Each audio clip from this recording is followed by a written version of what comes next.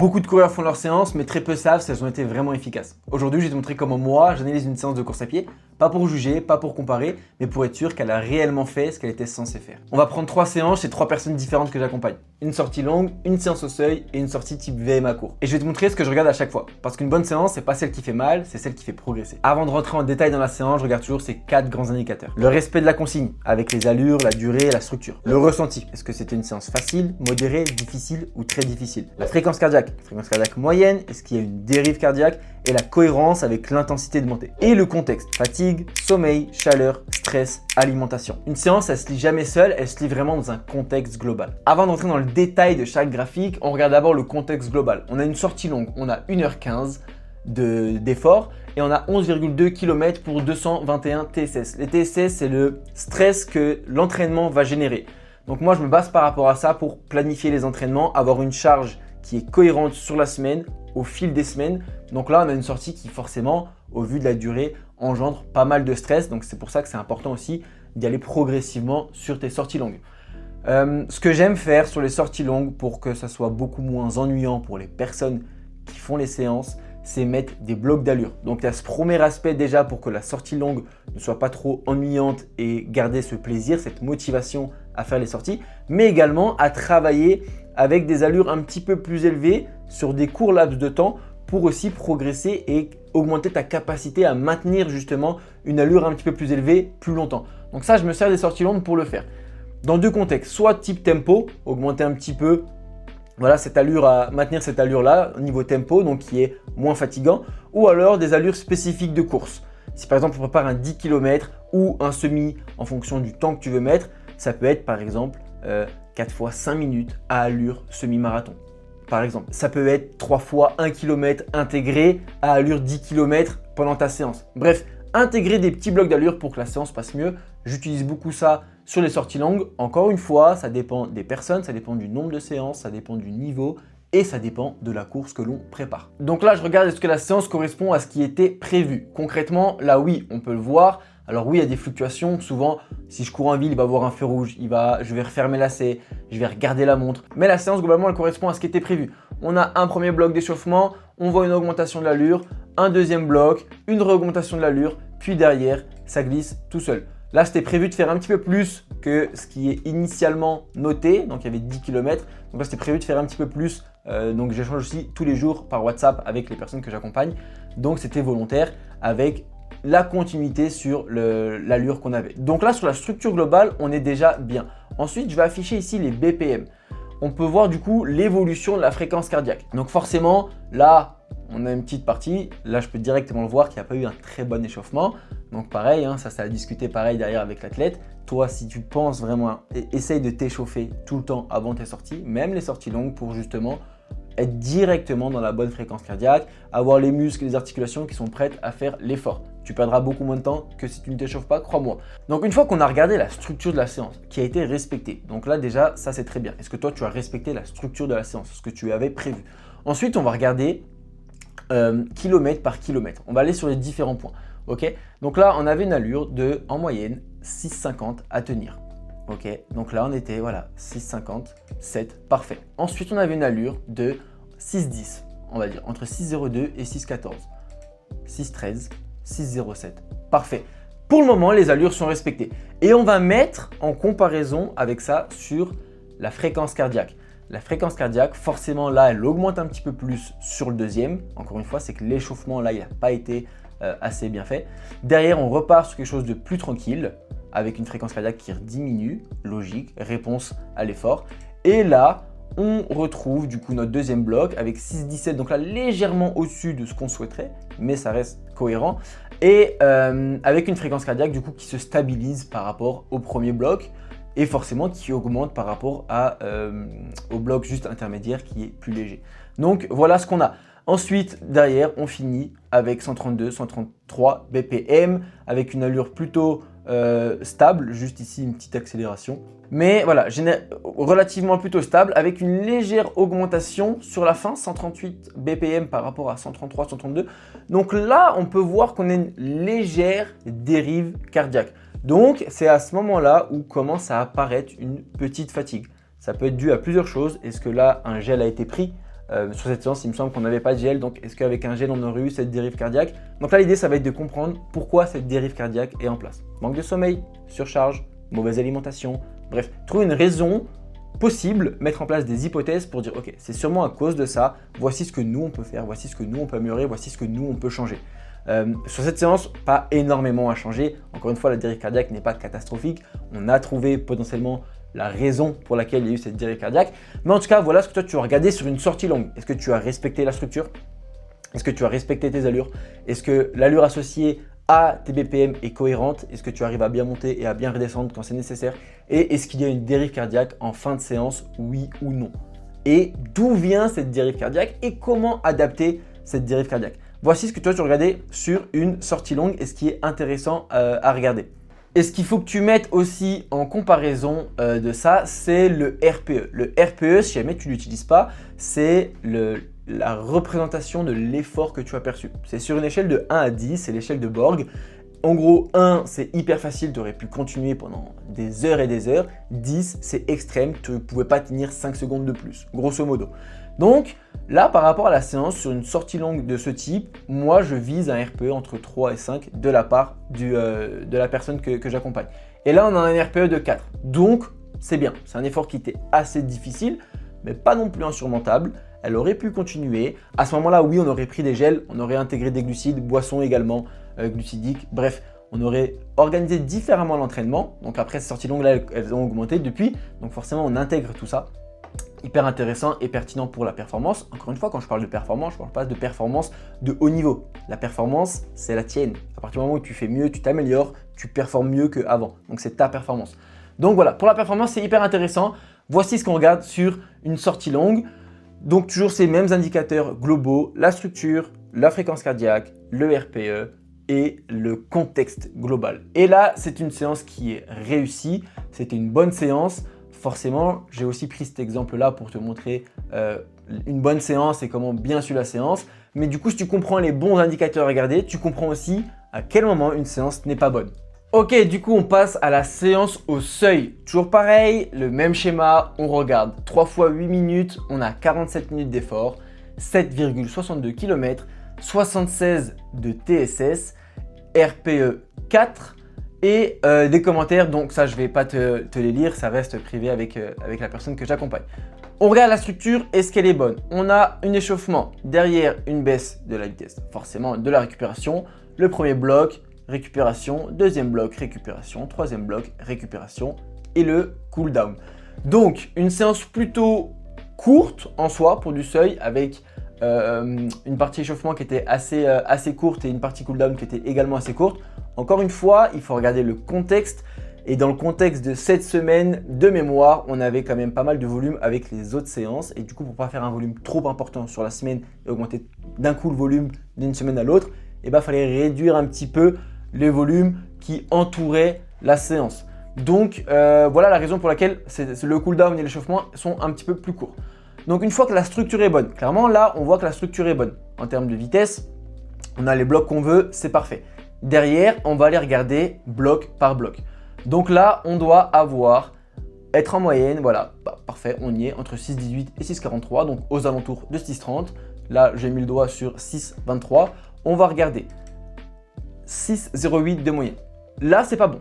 Ok, clairement, ça l'est pas. Pourquoi? Parce qu'on n'est pas dans la zone respectée. C'est un problème que j'ai avec cet athlète-là, dans le sens où on est souvent trop haut. C'est quelque chose qu'on a corrigé et qu'on a plutôt bien corrigé. Cette séance, elle a été faite le 10 décembre, comme tu peux le voir. Donc, on a réussi à corriger ça. C'est quelque chose où on a tendance à aller toujours un petit peu vite. Cette sensation de ne pas faire assez si je ne vais pas vite, etc.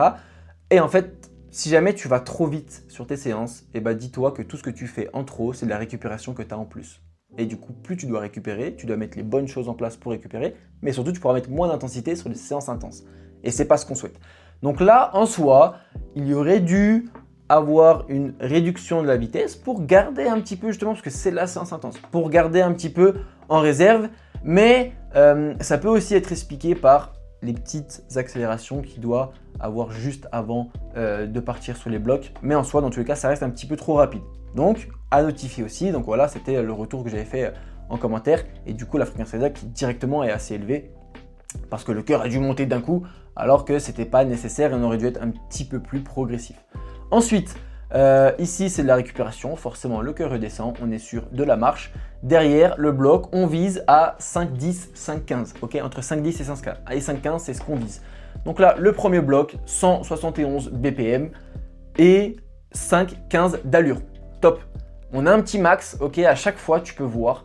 Ça c'est aussi quelque chose qu'on a corrigé où cette personne part toujours un peu vite et après stabilise l'allure. Part toujours un peu vite et après stabilise l'allure. Idem, part toujours un peu vite et après stabilise l'allure.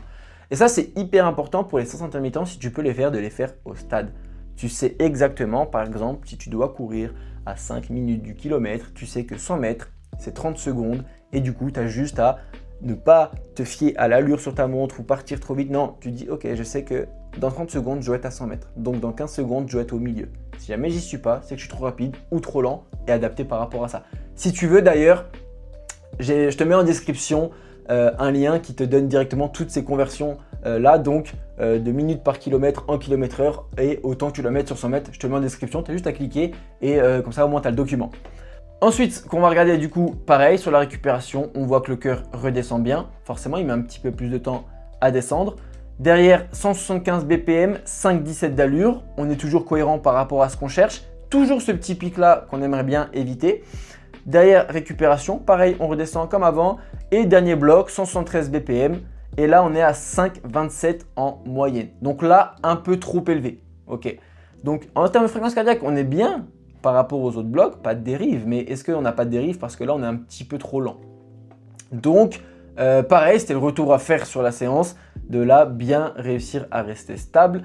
Le RPE n'était pas très élevé, tu vois qu'on a un RPE de 4, donc là ça a surtout été une erreur d'inattention, une erreur de concentration sur la capacité à maintenir l'allure plutôt que sur l'incapacité physique à le maintenir. Ok, donc dans le sens où elle aurait clairement pu réussir à maintenir cette allure, mais c'était plutôt voilà, de la concentration qu'il y avait en moins. Là, l'idée, c'était vraiment être le plus stable possible. Mais voilà, elle est montée très haut. Du coup, elle s'est dit, bah, faut que je rattrape. Elle a redescendu un petit peu et peut-être un petit peu trop. C'est ce qui explique cette moyenne-là qui n'est pas dans les clous par rapport à ce qu'on veut. La récupération. Et d'ailleurs, par contre, sur le cooldown, là, c'est respecté. 6,37, c'est parfait. Donc, grossièrement, ce qu'on peut dire, c'est que c'est dans l'ensemble une bonne séance avec une structure qui est respectée. On voit bien les 3 fois 8 minutes. Donc ça, c'est hyper important que tu regardes toi, ta structure de la séance, elle a bien été respectée. Ensuite, la fréquence cardiaque, pareil, pas de dérive. Encore une fois, c'est une séance qui est plutôt courte, donc ça reste cohérent avec le fait qu'il n'y ait pas de dérive cardiaque. Mais pareil, la fréquence cardiaque qui est cohérent aussi avec les allures, qui redescend à chaque fois qu'on a la récupération. C'est pas une récupération qui est très grande, donc forcément, elle va pas redescendre beaucoup. Et plus tu es fort, entre guillemets, plus ta capacité cardiovasculaire est importante, est élevée, plus tu vas réussir justement à avoir ces variations-là. Et ça, c'est hyper important, c'est un signe de performance également. Et du coup, ressenti RPE, peut-être que là, c'était une séance 4 un peu trop facile. Ce genre de séance, j'attends plutôt un RPE entre 5 et 7, ok, et plus proche de 7. Donc là, peut-être c'est une séance un petit peu trop facile. Donc pareil, à augmenter l'intensité en fonction du ressenti des discussions que tu as avec l'athlète, donc que toi, tu peux avoir avec toi-même. Et derrière, le contexte de la séance par rapport à la semaine, par rapport à tout ça. Comme je t'ai dit, ça reste encore une fois une bonne séance. Donc bravo à elle, hein. Franchement, c'était une séance plutôt réussie. Juste voilà, bien rester concentré, c'est de rester super stable tout le long et pas avoir ce petit pic d'allure à chaque début de course. Ça se corrige parce que sache que sur une course officielle ou non, chaque variation d'allure, ça te fait perdre un petit peu d'énergie. Donc, c'est pas ce que tu cherches et c'est dommage. On est parti sur la dernière séance, peut-être une des séances les plus difficiles à analyser, la séance type VMA. Donc là, clairement, on est sur ici, clairement un bug GPS. Hein. Personne n'est allé à 2,05. Donc c'est clairement un petit bug GPS. Ça arrive aussi, ça à prendre en compte, c'est analysé. Ça peut t'arriver quand toi, tu vas analyser ta séance. Mais voilà, grosso modo, petit échauffement, 4,55 en moyenne avec le bug. Donc on est plutôt voilà, sur du 5,40 en moyenne. Sur cette athlète-là, c'est cohérent par rapport à ses capacités. Donc voilà, 1,5 km, 5,40 en moyenne d'échauffement pour lui. Peut-être que toi, ton échauffement est plus rapide, plus lent. Encore une fois, adapte en fonction de toi. Avec derrière quelques petites accélérations que souvent on met à ce moment-là entre la fin et la récupération qui ne sont pas comprises dans le chrono pour justement se préparer à accélérer sur ta séance type VMA. Donc si toi demain tu viens faire un échauffement pour une séance VMA, oublie pas entre la fin de ton échauffement et le début de ta VMA à faire quelques accélérations à la vitesse que tu vas avoir, progressive sur une distance plus courte, mais pour pas directement passer de, je sais pas, 5,40 à 3,50, 4,00 d'un coup, t'accélères. Non, vas-y progressivement, fais des petites accélérations progressives avant le début de ta séance VMA. Ensuite, on va regarder du coup, comme pour les autres séances, le distance totale, 6 km, environ 40 minutes, 146 de TSS, cohérent parce qu'on est sur quelque chose qui est quand même assez intense sur une séance VMA. Donc, une séance plus courte, mais avec un grand stress parce que l'intensité est présente. Okay, le stress, il va être calculé par rapport à l'intensité que tu vas mettre et la durée de l'effort. Donc, derrière, on passe sur l'analyse de la séance. On a 400 mètres x 7. Concrètement, ici, petite récup. L'objectif ici, c'était d'être à 4,20 au kilomètre. On est à 4,11, un peu rapide. Et c'est le débrief que j'avais fait sur la séance dans le sens où c'est pas respecté. Mais est-ce que c'est grave ou non si toi, aujourd'hui, tu viens à faire mieux que ce qui était prévu? Ça va dépendre du contexte. Encore une fois, il faut vraiment regarder dans le contexte global. Il ne faut pas regarder une séance chacune, c'est impossible. C'est comme si tu ne vas pas juger ou te juger sur un seul repas. Si demain quelqu'un vient te voir et je sais pas, c'est une journée où tu as mangé McDo, pizza, fast food, bref, peu importe, quelque chose de gras, une fondue, et qu'on te juge sur ta façon de t'alimenter, sur un repas, c'est pas cohérent. Il faut regarder sur la semaine, sur les mois, sur l'année, sur tout ce que tu fais. C'est pareil pour une séance. Donc, on regarde sur la séance. Moyenne fréquence cardiaque, 163. Forcément, c'est le premier. On sort d'une bonne récup. C'est un effort qui est quand même court. Là, on est sur 1 minute 40. Donc, le temps que le cœur monte, on est sur une fréquence moyenne qui n'est pas très élevée.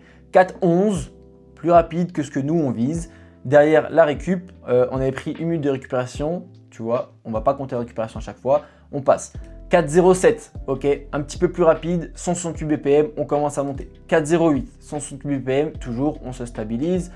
4,02, 172, on monte un petit peu. Il faut regarder aussi sur les efforts très courts la fréquence cardiaque max, parce que là, si on continue, on fait que monter. Tu vois que là, ça monte, ça monte, ça monte, tu vois ou pas? Donc, si on continue, on ferait que monter, même si on stabilise à un certain moment, parce que forcément, ce n'est pas un effort non plus maximal. Derrière, la récupération, 4,06, 4,07, toujours 173, 170, on finit avec lui à 170 BPM. Donc en moyenne, on n'a pas de dérive cardiaque. Très intéressant.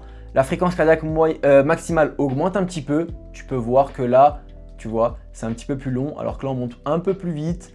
Et à la fin, si tu regardes les fréquences cardiaques maximales, on arrive voilà, 186, 188, alors qu'avant, on était plutôt sur 183. Donc oui, il y a une fatigue qui se crée, c'est normal, mais ce n'est pas une dérive qui est non plus aberrante.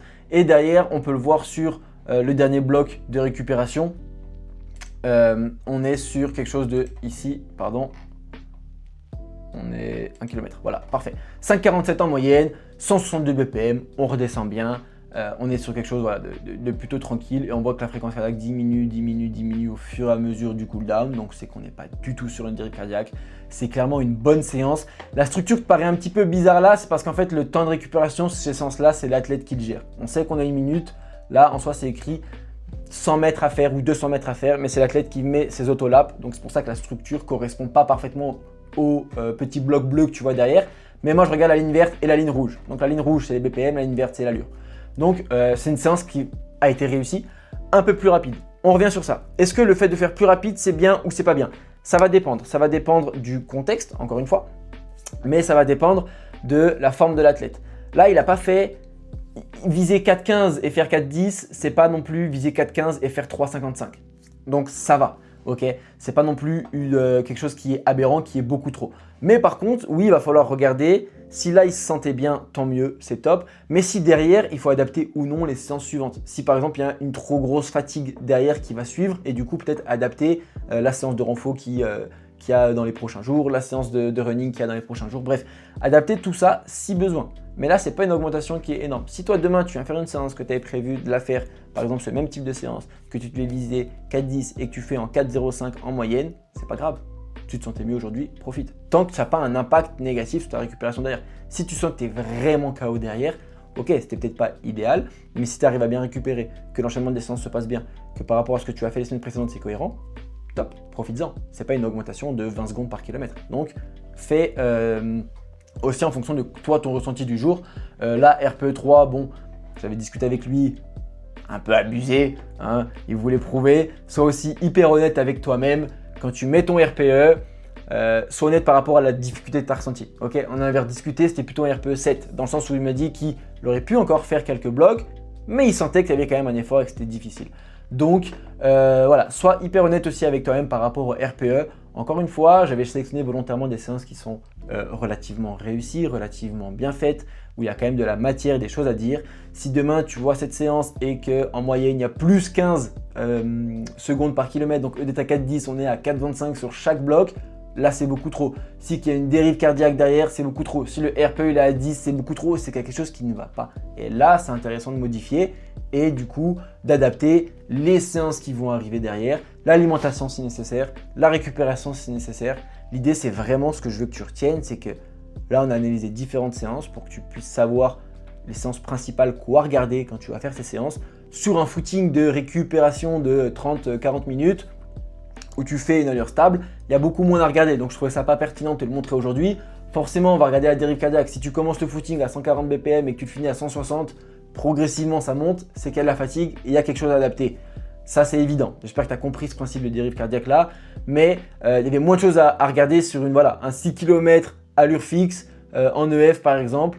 S'il y a une dérive cardiaque, oui, c'est qu'il y a un petit signe de fatigue, voire ce qui devrait être modifié par rapport à la suite sur le sommeil, sur l'alimentation, sur la récupération, sur l'enchaînement des séances. Mais grosso modo, sur une séance stable, à la même allure, sur du plat, il n'y a pas grand-chose à analyser, donc c'est pour ça que je n'en ai pas fait part.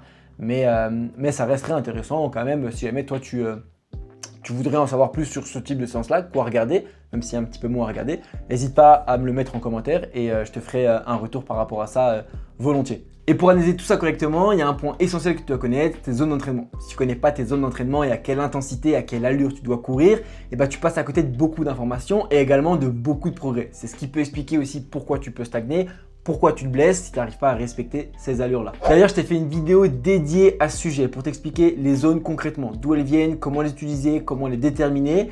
Dans cette vidéo, tu as même à la fin un calculateur automatique pour justement connaître toutes tes zones. Donc ça passe par un petit test, tu verras, tout est expliqué dedans.